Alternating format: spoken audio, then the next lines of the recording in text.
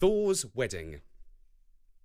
Hello, this is Richard, and I'm here with a Norse myth about Thor, the god of thunder, who is often pictured carrying his hammer called Mjolnir, which he used as a battle axe. In this story, he has to dress up as a girl. If you want to know how that could have happened, listen on. Thor the Thunderer, the hallowed hammerer, the god of Thursdays, oak trees and healing, slept with his weapon by his side. This was Mjolnir, the hugest, hardest hammer that ever was. With Mjolnir, Thor could knock down mountains, squash cities, and bash whole armies. He was a god after all, and gods can do things like that if they want to. Giants can too, but generally speaking, gods do things bigger and better. One night, when Thor was snoring, and that was pretty noisy, I can tell you, a giant tiptoed by his bed and stole Mjolnir. In the morning, Thor discovered the lack of his hammer. Oh my. How his tantrum shook the ground and quivered the treetops. The sun ran scared and hid behind the horizon. The clouds blackened, whizzed around the sky, smashed into one another, and turned into hard, cold rain. The human priests called out, "People hide! The sky is falling down!" Thor, when at last he grew weary of rage, vowed to get back his hammer. The task called for brains, which he did not have in quite such quantity as brawn. Now Loki, he was a different kind of god. His wits were quick as a flame. He had as many tricks as a fire has sparks. He came to Thor's aid in a flash. "Loki!" called Thor. "Help me find my hammer!" "This is serious," said Loki. "Mjolnir is our main weapon against the giants, which leads me to think that it was most probably a giant who stole it. Let me prove my hunch, and then we shall see what we can do." Loki first called on the lovely house of Freya, she of the long golden hair and the cloak of feathers. "Freya, will you lend me your cloak?" he asked. "That I will," she replied. "Even if it were made of silver or gold, I would let you have it, for we gods help one another in times of trouble." When Loki had wrapped himself in the wonderful garment, he looked just like a hawk. The feathers whirled as he winged his way across the sky, leaving the land of the gods and reaching the realm of giants. Thrym was the giant's king. He sat on a hill, making gold chains for his dogs. When Loki sat down beside him, Thrym knew him right away. "How are the gods?" he asked. "And what news of the elves?" "The gods are doing far from well," replied Loki, "and the elves a little better. We've lost a hammer. You wouldn't know anything about that, would you?" "That I do," replied Thrym. "I've buried the hammer of Thor 8 miles under, and I shall not return it until Freya is my wife." Loki spread his wings and took off. His feathers whirled as he winged his way across the sky, leaving the land of giants and reaching the realm of the gods. Thor was waiting in the courtyard of the palace. Loki sat down beside him. "What news of my hammer?" Thor inquired.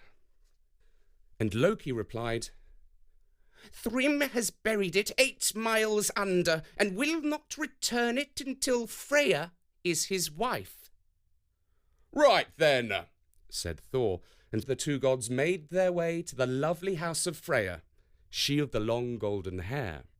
"Freya, take the bridal veil," said Thor. "Set a pretty cap upon your head. Choose a long dress with flowers and precious gems embroidered into its hem. let your necklace, the wondrous work of dwarves, shine upon your breast. You must marry the giant King Thrym before he will return my hammer. He has hidden it 8 miles under, and there is no other solution. In times of trouble, we gods always help one another. So cheer up, put on a smile, sweetheart. Today is your wedding day. But Freya did not do as she was told. Cheer up! Cheer up! You must have lost what's left of your tiny little mind, my big brutish friend. If you think I'm going to wed a giant, then you've got another thing coming. You've lost your hammer 8 miles under? Well, here's my advice to you. Start digging. Then she took off her mighty necklace, the wondrous work of the dwarves who live beneath the ground, and lashed the thunder god with it. Something had to be done. The far-famed gods and goddesses came to a council to decide. There spoke Heimdall, whitest of the gods, the sleepless watcher of the world. He knew the future well, and his advice was always worthy of attention. This is what he said. Thor, take the bridal veil, set a pretty cap upon your head, choose a long dress with flowers and precious gems embroidered into its hem, let Freya's necklace, the wondrous work of dwarves, shine upon your breast. Now come on, Thor, my boy, why these angry scowls and growls? Cheer up, for today you shall wed Thrym, the king of the giants. I shall not be unmanned,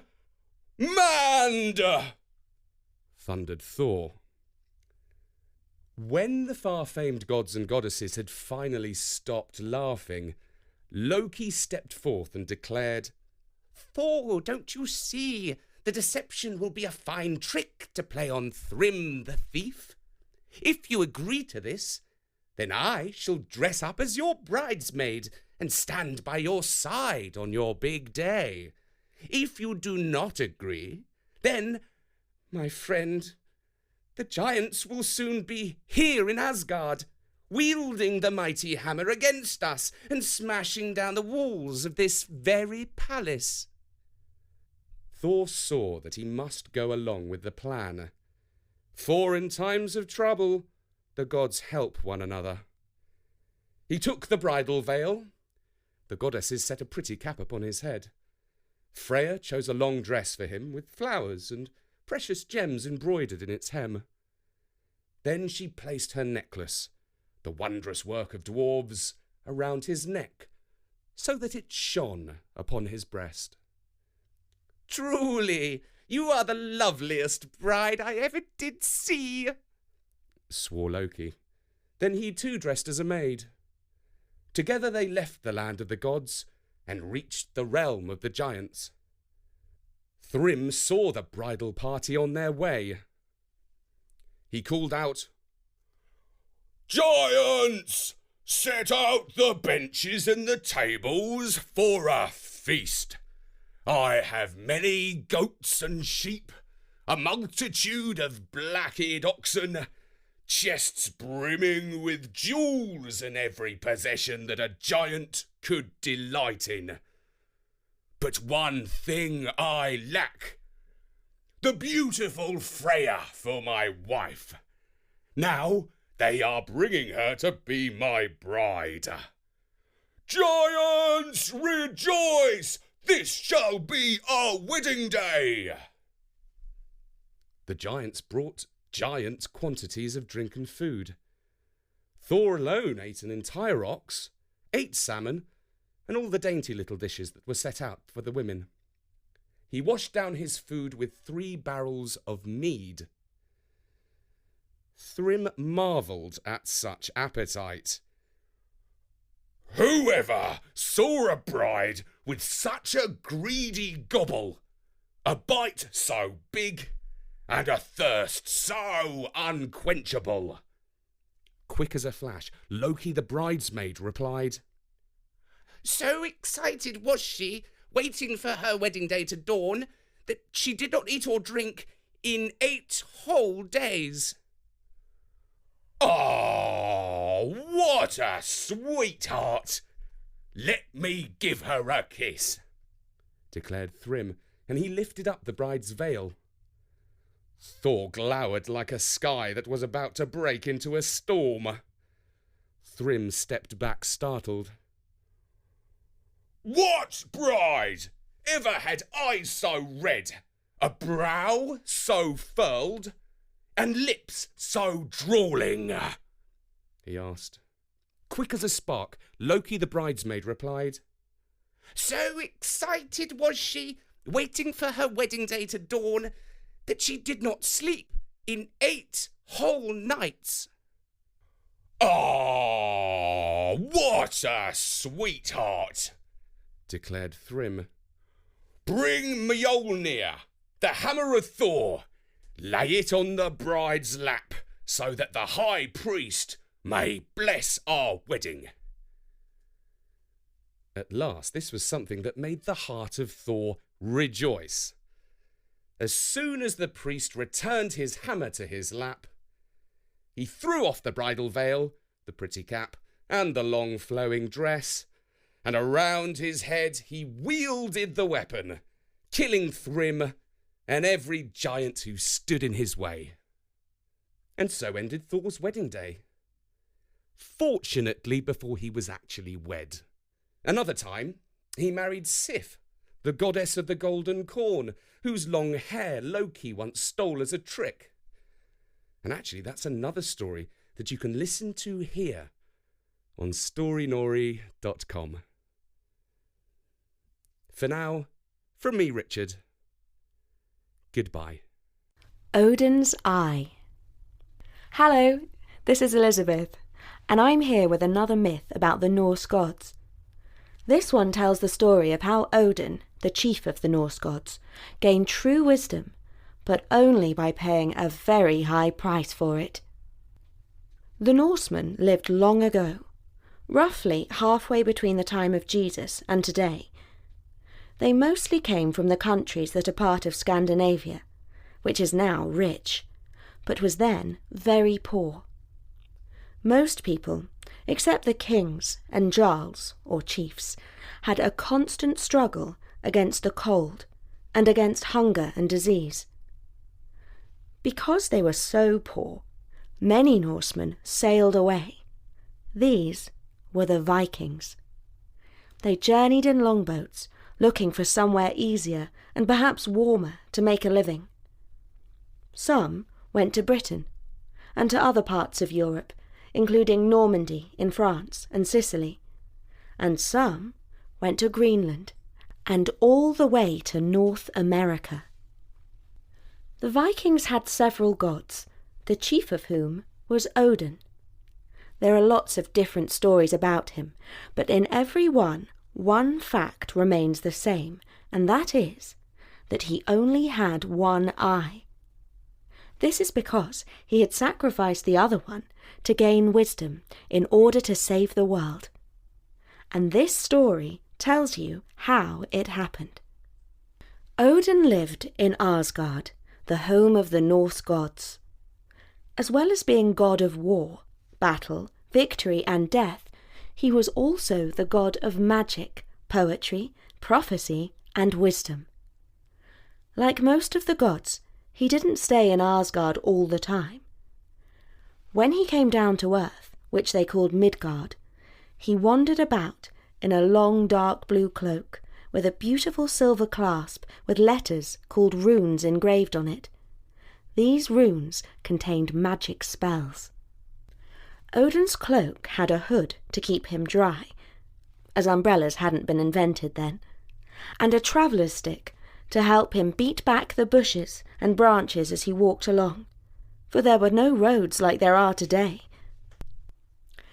As Odin was the father of the gods, we imagine him to look quite old, which maybe he was, and maybe he wasn't.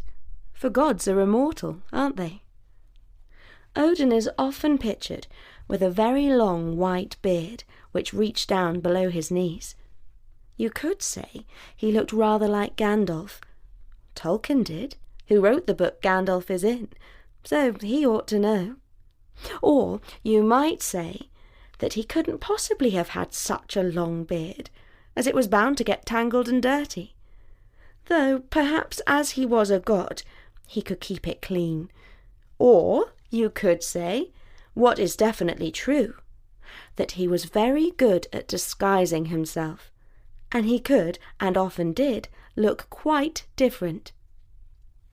Sometimes Odin didn't use his stick, but rode his wonderful magic horse, Sleipnir, which had 8 legs and was terribly fast. Whether he was just fast anyway, or whether it was because he had 8 legs, I don't know. Though I do know that if I had 8 legs, I would trip up. Anyway, Sleipnir was so fast that Odin just flew along, or perhaps he just flew. After all, Sleipnir was a magic horse. Some people think he was the forerunner of the reindeer that pull the sleigh of Santa Claus. All the same, Odin sometimes got tired of walking and riding about. One day, when he was really fed up with wandering, he had a good idea. "If only I could see everything that is going on," he said to himself, "then I could stay at home." And he thought about this for a while. What he needed was true wisdom. If only he had true wisdom, he could stay in Asgard with all its home comforts and see absolutely everything all at the same time. And even you can't do that on the internet. But to gain true wisdom, he knew he would have to have a drink from the well guarded by Mimir, the wisest man in Midgard. The next morning, Odin left Asgard. He took his favourite knapsack and set off for Mimir's well. The journey was dangerous, for he had to climb over rocky mountains with blizzards of snow and ice-cold winds. The well was near where the giants lived in Jotunheim, and lay under a huge ash tree. Mimir was not at all hospitable. "He won't give me a drink for nothing," said Odin. "The price will be very high." How right he was. As Odin tramped along the path to the well, he met a giant riding on a reindeer. He immediately recognized this lofty fellow. He was the wisest of the giants, who knew many things, but for all his wisdom, he did not see through Odin's disguise. Odin had pulled himself up to the height of the giant and fell into conversation with him. "There's something I would dearly like to learn from you," he said. And the giant replied jovially, "Ho, ho, ho, ho. Before you can learn from me, you must answer 3 riddles. If you answer them correctly, you can ask me any 3 questions, but if you answer them incorrectly, I'll have to take your head." This was not the sort of game Odin liked. And can you blame him? But as he was so set on his mission, he consented to the giant's terms. "Well," said the giant, "these are the questions. What is the name of the river that divides Asgard from Jotunheim? What are the names of the horses that day and night drive across the sky? And what is the name of the plain on which the last battle will be fought?" Odin breathed a sigh of relief. Thank goodness for that. He knew the answers. Ifling is the deadly cold river that freezes in an instant any living thing that falls into it. Skinfax and Hrimfax are the horses that drive day and night across the sky. And the field for the last battle is Vigard. That's where you and I are destined to fight at the end of days. Said the giant. You keep your head. The giant was disappointed, because he liked taking people's heads off them and boiling them up for dinner. Now it's your turn. Odin asked, What will be the last words that Odin will whisper into the ear of Baldur, his son? That's not a fair question, said the giant. How could I possibly know that? Well, said Odin, did you worry about being fair to me? No, you did not. But I don't want your head. Just tell me what I'll have to give Mimir for a drink from the well of wisdom. He will ask for your right eye, said the giant. Odin shuddered. That's a lot to ask for. Is there no other way? There is no other way. Many have asked for the wisdom of the waters, but no one has yet agreed to pay the price. Odin nodded. He was glad to leave the wise but fierce giant and walk on. The path was stony, and there was a bitterly cold wind and rain, so that his cloak was soon wet through. He fingered the clasp and whispered the rune. His cloak dried, and the weather improved. But the path was still rough, and he had to be very careful where he put his feet. It was depressing, especially when Odin thought about the eye he would have to lose forever, and about the terrible pain.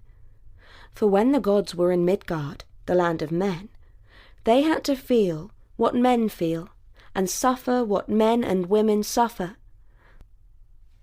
Odin continued his journey. Eventually, after turning a sharp bend in the road, he was able to see the huge ash tree bordering Jotunheim, the giant's land. It was indeed a wonderful and a beautiful tree, very tall and very deep-rooted, as ash trees generally are. Its deep roots drew wisdom from the four corners of the earth, and near the tree Mimir stood by his well. Ho there, Odin!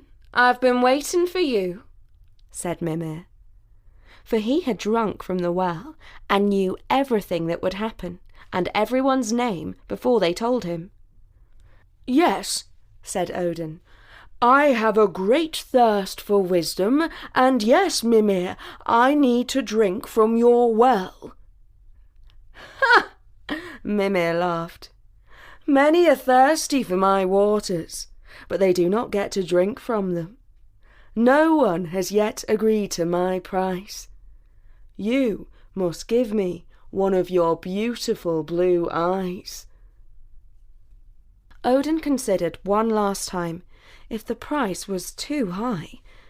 His pale blue eyes were the colour of the sky on a bright winter's day, when the frost is hard on the ground. His eyes could pick out the tiniest bird miles and miles away across the frozen tundra. If a human, or even a god, looked him in the eye, they could not but feel a kind of awe. But, in the end, he did have two of them. I will pay your price, Mimir. And so saying, he tore his right eye from his head. The agony was searing. He gave it to the guardian of the well. Mimir handed him a horn brimming with the waters of wisdom. Odin took a deep drink. Immediately, he saw everything that had happened, and everything that was in the future. Most people don't want to know the future, as some of it is not good news. But some people do, and try to find it out, one way or another. Usually it does them no good, and my advice to you is to keep away from fortune-tellers. But Odin was not a person, he was a Norse god, and when he saw the joy that would come to him, he laughed with happiness. But seeing all the sorrows and troubles that would happen to humankind, he also knew what he could do to help. For even though the gods really have no need to trouble themselves about us mortals and our puny lives and petty sufferings, they do actually care, at least some of the time. After he drank from the well of true wisdom, he knew that he must never let evil get the upper hand in the world of the humans on a permanent basis. We mortals can be grateful for that small mercy. And that is the story of how Odin got his true wisdom and of how he lost one of his eyes.